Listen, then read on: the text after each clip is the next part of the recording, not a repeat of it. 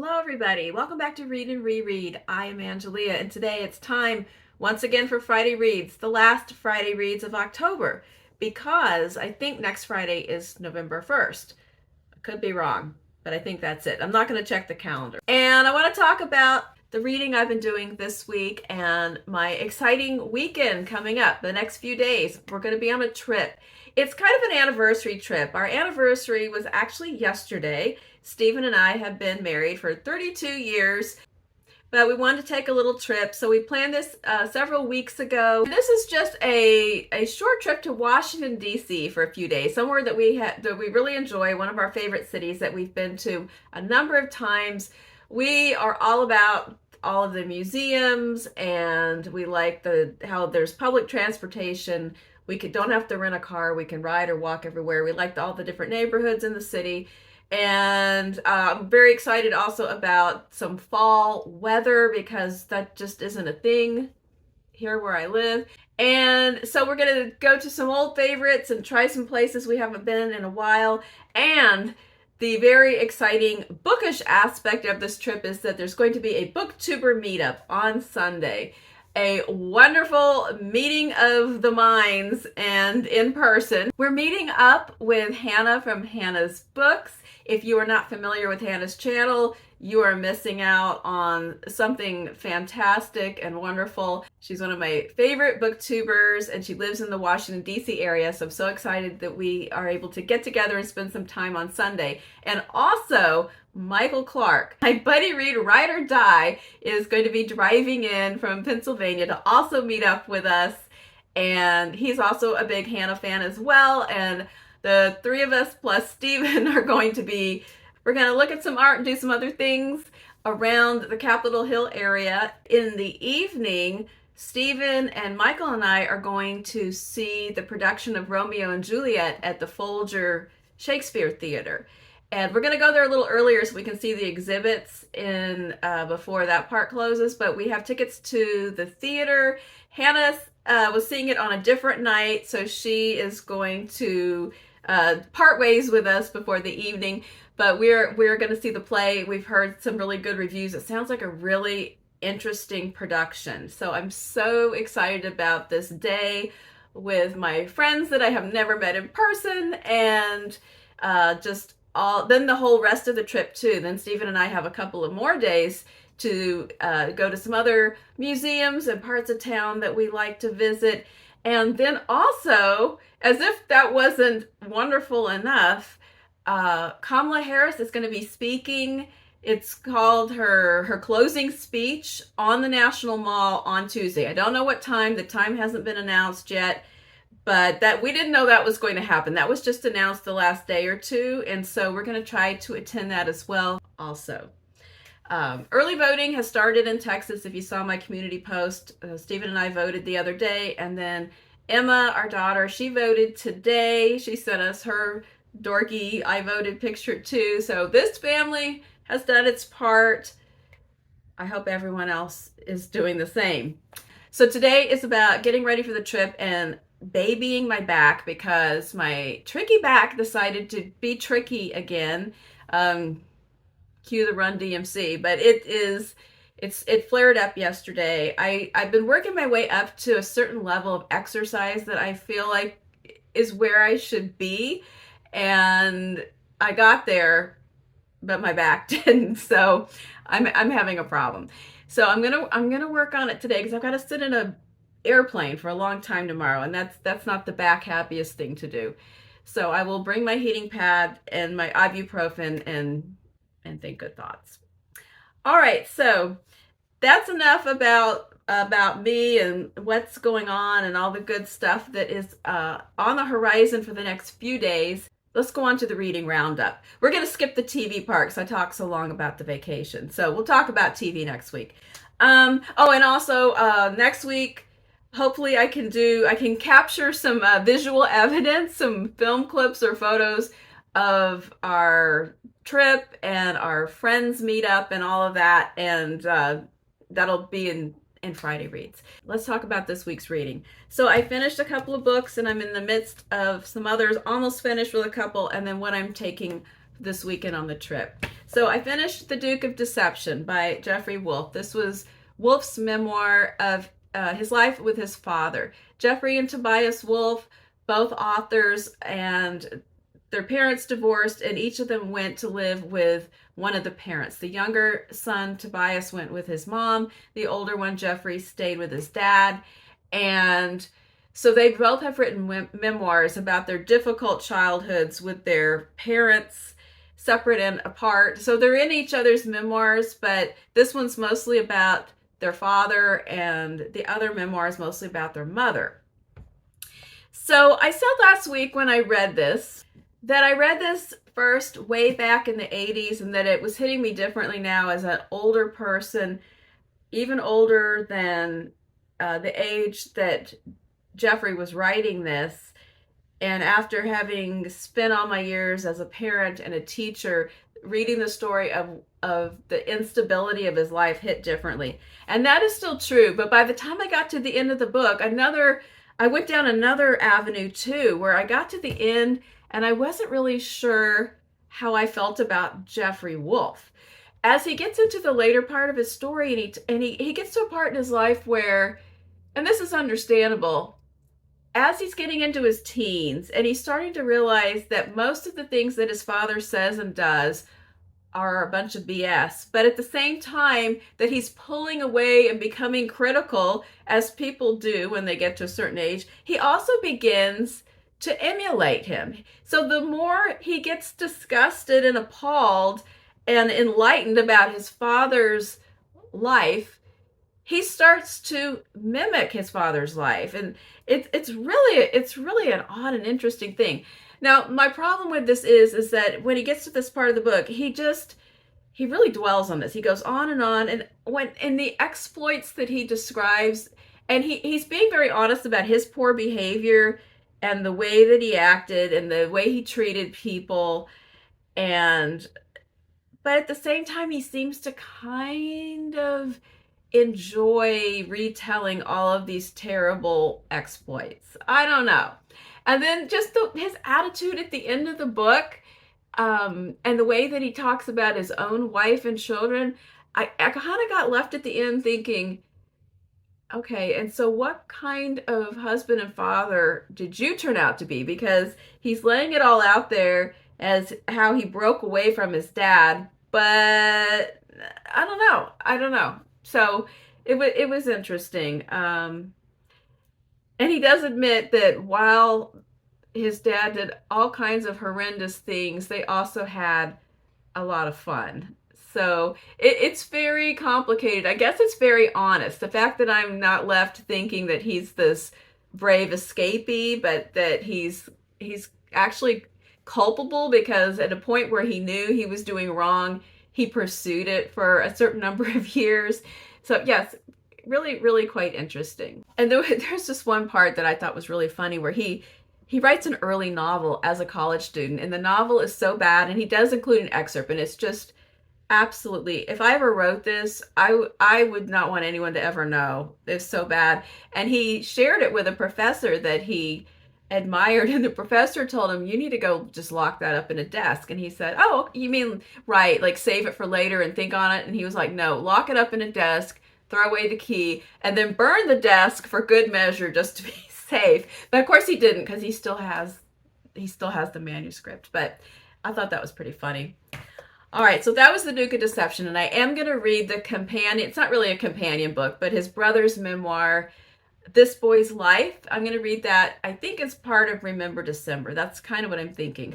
Although I'm in a deep hole, because I have relegated so many things to Remember December. Every time I'm thinking I'm going to reread a book, I think, well, I could just do that in December. Well, I'm obviously not going to read 45 books in December, so there's going to have to be a reckoning. Okay, so the next one that I finished was Mrs. Frisby and the Rats of NIMH. This was a buddy read with Michael, and this is on our kind of informal series of books that we loved either as kids or as children's librarians or both. This was one that neither of us had read since we were children. We remembered either reading it or having it read to us by teachers when we were really young, 7, 8 years old. And I really enjoyed it. It had a quick pace. It was an adventure story. It was kind of a science fiction story. It's about a mouse named Mrs. Frisby, who is a widow. Her husband Jonathan was killed by the farm cat where they live in the year before. She has these children.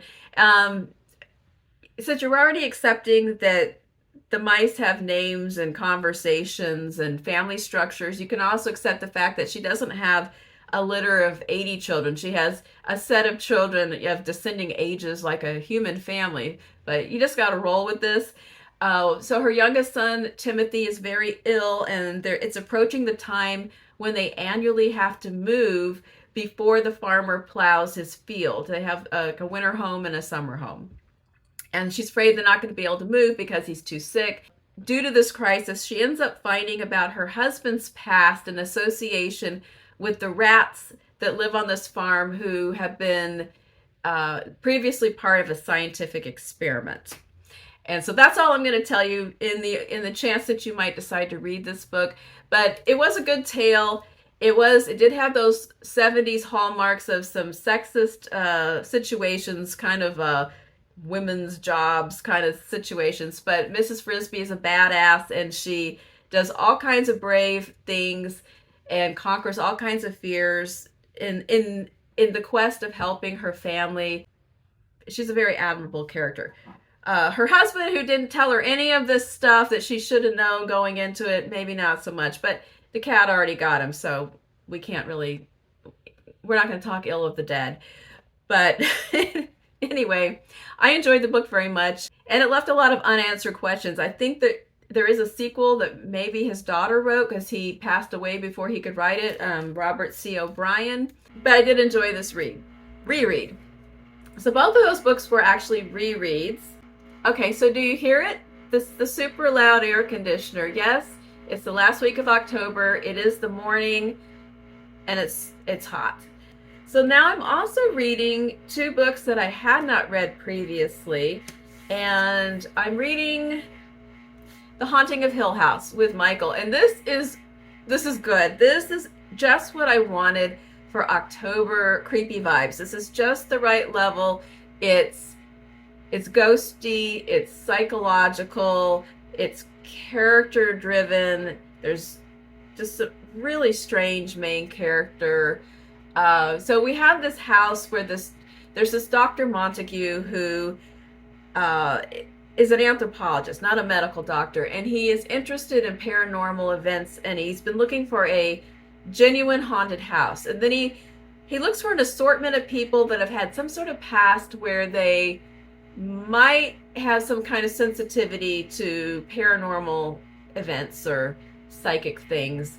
And he reaches out to these people, but he only ends up getting two people, Eleanor and Theodora. And then he also gets this young man, Luke, who is a relative. He's going to inherit the house. He's a member of the family that actually owns the house, and he's along as well.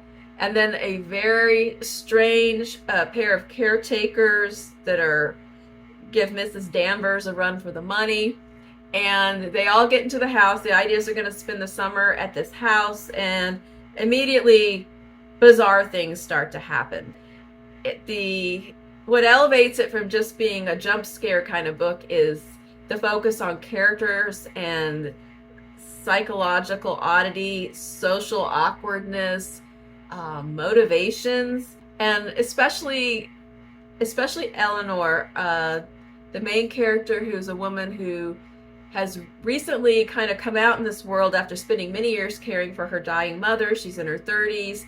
She is very self-conscious, very much in search of some kind of connections with other people and belonging in the world.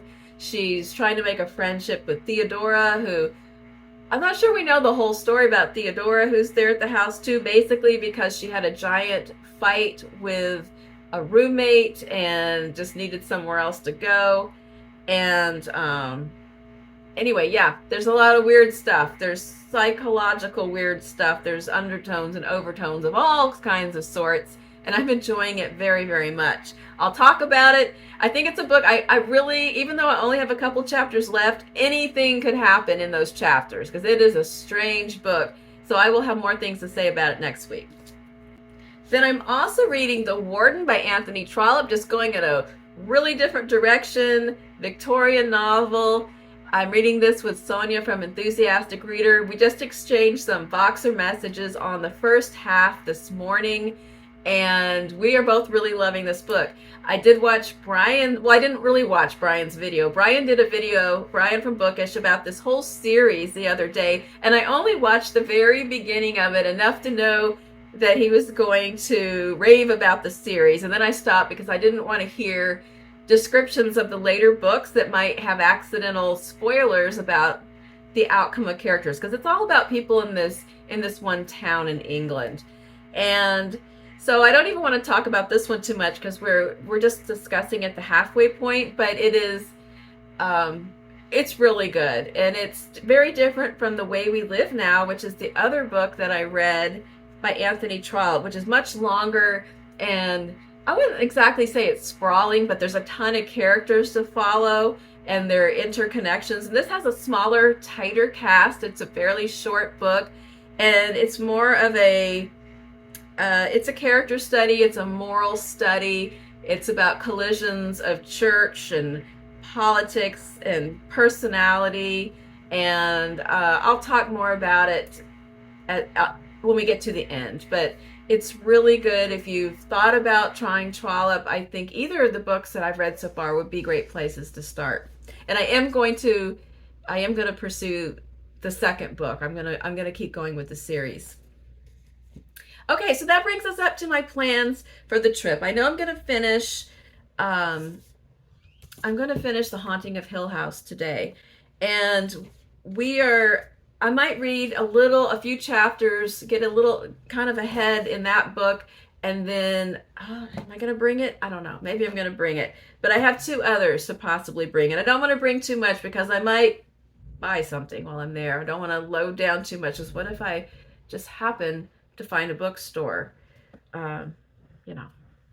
Stranger things have happened to me when I'm on a trip. For sure, I am bringing The Road to Dalton, the book that I hold up every time I'm going on a trip.